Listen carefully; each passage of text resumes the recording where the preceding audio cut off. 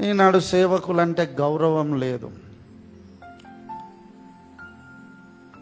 సేవకుల పట్ల చాలామంది విశ్వాసం ఎట్లాంటి వైఖరి, మేమిచ్చే దశమ భాగాలు మేమిచ్చే కానుకల మీద బతికేటోడు అని. అంటే నువ్వు కానుకలు ఇవ్వకపోతే అయ్యగారికి బువ్వనే దొరకదా? పిలిచింది మీరా దేవుడా? దేవుడు పిలిచినట్టు పోషించుకుంటాడా లేదా? ఏలియాకి ఏం చేశాడు? కరువు వచ్చింది కదా. దేశంలో కరువు వస్తే ఏలియాకి దేవుడు ఏం చెప్పాడు?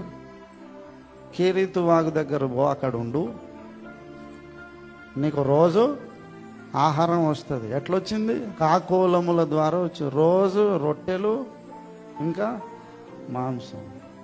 అప్పుడు కూడా మాంసమే, పప్పుచారే పంపలే దేవుడు. ఎవరిచ్చాడు? మనం సర్ది పంపినమా? దేవుడు పిలిచాడు, దేవుడు పోషించుకున్నాడు. మీరు దశం భాగాలు ఇస్తే కానుకలు మీకు దీవెన.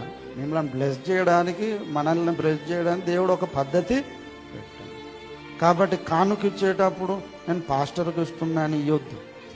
అబ్బో మనం ఇవ్వకపోతే ఎట్లా బతుకుతాడు సారు? ఉపవాసం ఉంటుంది, మనం ఇవ్వాలి.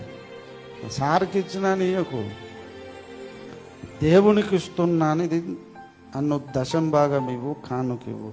దేవుడు నిన్ను దీవిస్తాడు.